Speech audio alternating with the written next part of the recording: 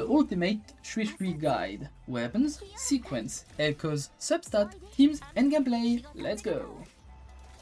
Regarding weapons, there are really only 3 options. The comparison shows team DPS. Without a signature weapon, you lose just over 5% DPS.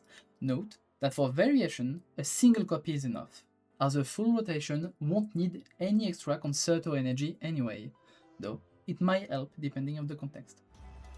The same way goes for duplicates. Regarding team DPS gains, S1 and S2 provides 10.7% and 12.1% more DPS, respectively. However, for Yangyang Xuanling, S1 gives nothing, and S3 simply saves time, but since rotation are already close to the 25-second mark, the gain is negligible. Finally, the 5% gain from S6 come from a 146% damage increase for Suisui herself. For the echo set, go with the 5-piece Song of Feathered Trace set, using the 3-cost echo Forbidden Bastion, with energy regen as the main echo. Regarding the best build, it's a close call, but the 4-3-1-1-1 configuration, with a 4-cost crit damage echo, comes out ahead. However, if using variation, you cannot deviate from the 4-3-3-1-1 setup with 2 3-cost energy regen echoes. While I'm often the first to throw near impossible builds, this one is mathematically impossible, because you must first hit the 260% energy regen threshold. Oh, and 250% for the classic healing set, which is also good, but less flexible. Next, aim for 20% crit rate, 230 to 240% crit damage, and 43k HP, 37k with variation.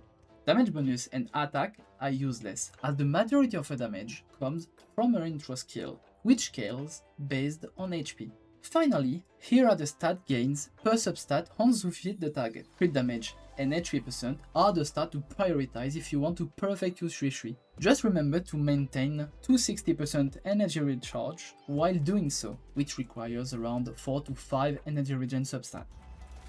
Regarding team composition, as she is a support unit, I compare the performance against Chisa and the 3 dot-oriented teams. The results show a massive 30.8% improvement for the Yangyang Shuang team. Suisui edges out Chisa by 2% in the Amos team and 0.8% in the Hyuki team. In these latter 2 cases, Suisui doesn't necessarily increase raw damage output, but she shortens the rotation, which is where the gains come from.